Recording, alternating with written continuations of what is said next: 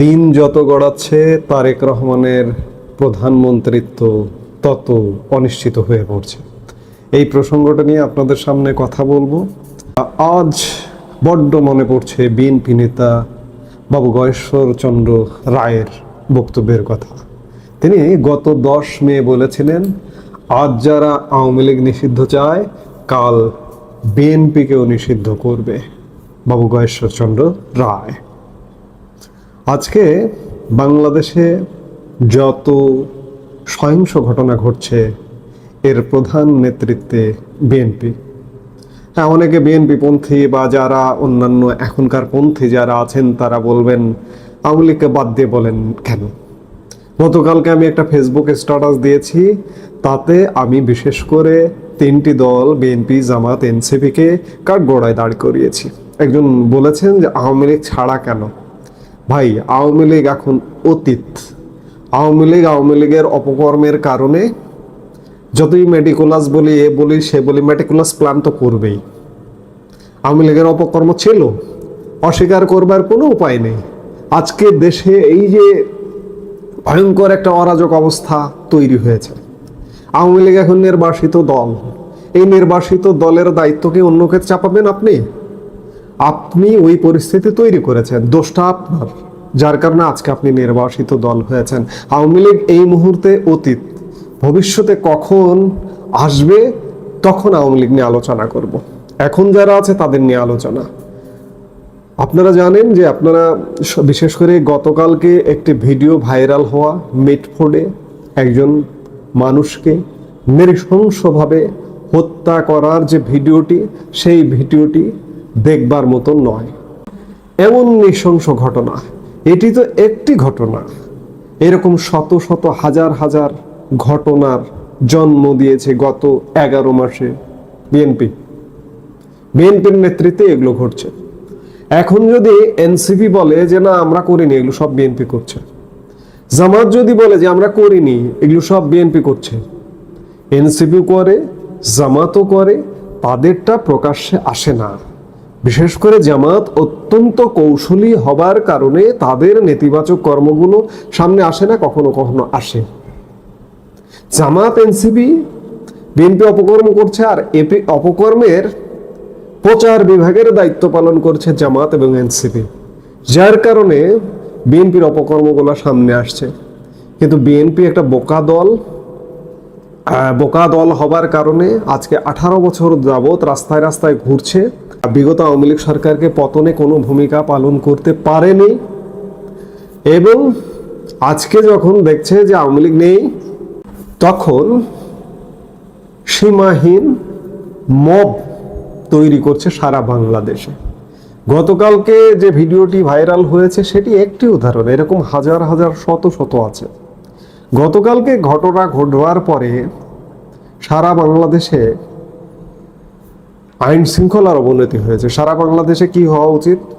সরকারের বিরুদ্ধে মিছিল হওয়া উচিত, প্রতিবাদ হওয়া উচিত। সরকার বাংলাদেশের আইন শৃঙ্খলা স্বাভাবিক রাখতে পারছে না, সেটি হওয়া উচিত। কিন্তু কি হয়েছে? গতকালকে যেটি হয়েছে সেটি বিএনপির বিরুদ্ধে স্লোগান হয়েছে। বাংলাদেশের সকল শিক্ষা প্রতিষ্ঠান, বুয়েট থেকে শুরু করে ঢাকা বিশ্ববিদ্যালয় সহ রাজশাহী বিশ্ববিদ্যালয়, চট্টগ্রাম বিশ্ববিদ্যালয়, বাংলাদেশের এমন কোনো শিক্ষা প্রতিষ্ঠান নেই যেখান থেকে প্রতিবাদের ঝড় ওঠেনি। এবং সব অভিযোগে অভিযুক্ত করা হচ্ছে তারেক রহমানকে, বিএনপিকে। ইতিমধ্যে বিএনপি কিংবা তারেক রহমান মিটফোর্ড কাণ্ডে যারা জড়িত ছিলেন তাদেরকে আজীবনের জন্য বহিষ্কার করেছেন। আইন শৃঙ্খলা বাহিনী ইতিমধ্যে কয়েকজনকে গ্রেপ্তার করেছে। বিএনপি প্রচুর ব্যবস্থাও নিচ্ছে, কিন্তু সারা বাংলাদেশে গত 11 মাসে 4000-এর অধিক তাদের নেতাকর্মীর বিরুদ্ধে ব্যবস্থা নিয়েছে। আবার মজার বিষয়, ব্যবস্থা নেয় সামনে দিয়ে, পেছন থেকে তারা আবার ফিরে আসে, তাদের বহিষ্কারাদেশ, শাস্তি প্রত্যাহার করা হয়। এমন ঘটনাও ঘটছে, যার কারণে মব বন্ধ হচ্ছে না। বিএনপির যারা এই অপকর্মগুলা করছেন তারা ভাবছেন যে আজকে বহিষ্কার করবে, 7 দিন পরে আমাকে পেছনের দরজাতে ঢুকিয়ে নেবে। সেই জায়গা থেকে অপকর্মগুলা বন্ধ হচ্ছে না। আসলে এই মুহূর্তে সত্যিকার অর্থে আওয়ামী লীগ নাই, আমি বলছি যে আওয়ামী লীগ অতীত। বিএনপি সবচেয়ে বেশি চাপের মধ্যে আছে। অন্যান্য রাজনৈতিক দলগুলো ছোট ছোট রাজনৈতিক দল, এই ছোট ছোট রাজনৈতিক দলগুলো দ্বারাই বিএনপি সবচেয়ে বেশি চাপের মধ্যে আছে। আমি বলবো যে আওয়ামী লীগের থেকেও সবচেয়ে বেশি বিপদে বিএনপি। দুদিন আগে ঐকমত্য কমিশনের বৈঠক থেকে বেরিয়ে বিএনপির স্থায়ী কমিটির সদস্য সালাউদ্দিন আহমেদ একটি কথা বলেছিলেন যে বিএনপি কি 5 নম্বর দল। বলেছিলেন এই জন্য যে ঐকমত্য কমিশনে থেকে বেরিয়ে সাংবাদিকদের সাথে কথা প্রসঙ্গে যে দলগুলোর কোনো ধরনের কোনো সমর্থন নেই, ওয়ান ম্যান ওয়ান পার্টি দল, যেমন গণসংহতি আন্দোলনের একজন কি যেন আছে, জুনায়েদ সাকি, বা এরকম এই ধরনের যে রাজনৈতিক দলগুলো আছে, বিএনপি সাংবাদিকদের সাথে কথা বলবার সুযোগ পায় না, কথা বলে জুনায়েদ সাকিরা। যার কারণে সালাউদ্দিন আহমেদ আক্ষেপ করে বলেছিলেন যে বিএনপি কি 5 নম্বর দল। আজকে অবস্থাটা কিন্তু এরকমই হয়ে গেছে। বিএনপি 5 নম্বর দলের কাতারে ধীরে ধীরে পৌঁছে যাচ্ছে এবং বিএনপি ছাড়া বাকি যে দলগুলো আছে তারা সবাই মিলে বিএনপিকে সে পথে নিয়ে যাবারই সব ধরনের প্রচেষ্টা চালিয়ে যাচ্ছে। বিএনপি স্বপ্ন দেখতো যে আওয়ামী লীগ বিদায় মানে বিএনপি ক্ষমতায়, কিন্তু আজ ক্রমেই স্বপ্ন দুঃস্বপ্নে পরিণত হচ্ছে। এভাবে আসলে রাজনীতি হয় না। আজকে ধরুন 1 বছর হয়ে গেছে, বিএনপি প্রধান তারেক রহমান বিএনপির প্রধান, খালেদা জিয়া কার্যত প্রধান হলেও তিনি আসলে এখন অতীত। তিনি শারীরিক মানসিক অবস্থার কারণে তিনি খানিকটা অতীত। আওয়ামী লীগ যেমন অতীত, বিএনপির চেয়ারপারসন বেগম খালেদা জিয়া অতীত। প্রধান কাণ্ডারিকে তারেক রহমান বিদেশ থেকে বসে নির্দেশ দেন, আদেশ দেয়, সেই আদেশ নির্দেশ পালিত হয়। এইভাবে রাজনীতি হয় না। তারেক রহমানের রাজনীতি করতে হলে দেশে আসতে হবে। আজকে 1 বছর আওয়ামী লীগ চলে গেছে, এখন পর্যন্ত তিনি দেশে আসেননি। তিনি দেশে কেন আসছেন না, তার নামে কোনো এখন মামলা নেই, তিনি সব মামলা থেকে খালাস পেয়েছেন।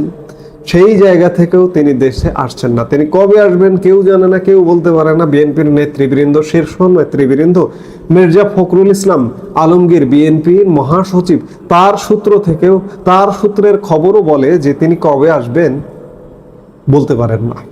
তিনি সুবিধাজনক সময়ে আসবেন এটি বলেন তারা। তিনি কি আদৌ আসবেন? তাকে কি এই যে বিএনপির বাইরে যে রাজনৈতিক ব্যবস্থা, রাজনৈতিক দলগুলো আসতে দেবে? আসতে যে দেবে না, গতকালকে তার একটা চূড়ান্ত বহিঃপ্রকাশ আমরা দেখেছি। সারা বাংলাদেশে শিক্ষা প্রতিষ্ঠান এবং বিভিন্ন পর্যায়ে মিছিল হয়েছে, বিক্ষোভ হয়েছে, প্রতিবাদ হয়েছে তারেক রহমানের বিরুদ্ধে।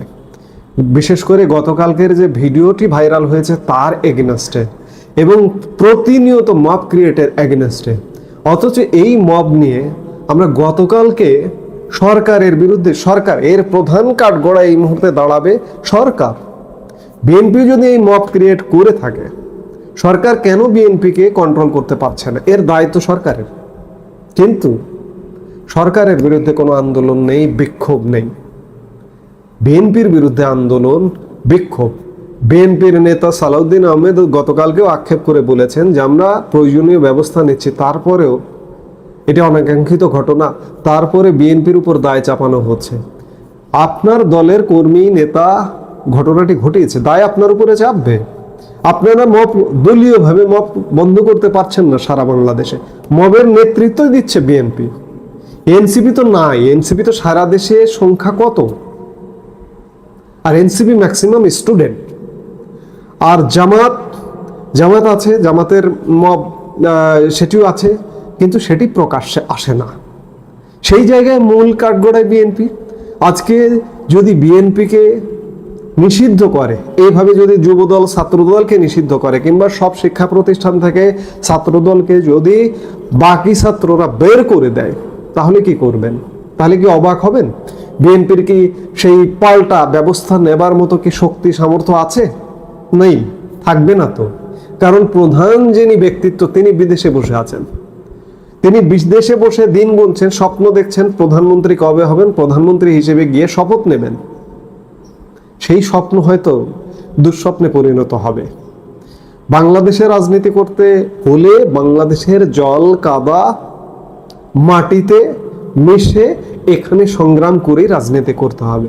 কিন্তু বিএনপি সেই জায়গা থেকে পিছিয়ে আছে, যার দরুন বিএনপি প্রধান তারেক রহমানের প্রধানমন্ত্রিত্বের যে স্বপ্নটি সেটি মনে হয় দূর থেকে দূরে সরে যাচ্ছে। সামনের দিনগুলোতে বিএনপির জন্য আরও কঠিন পরিস্থিতি অপেক্ষা করছে।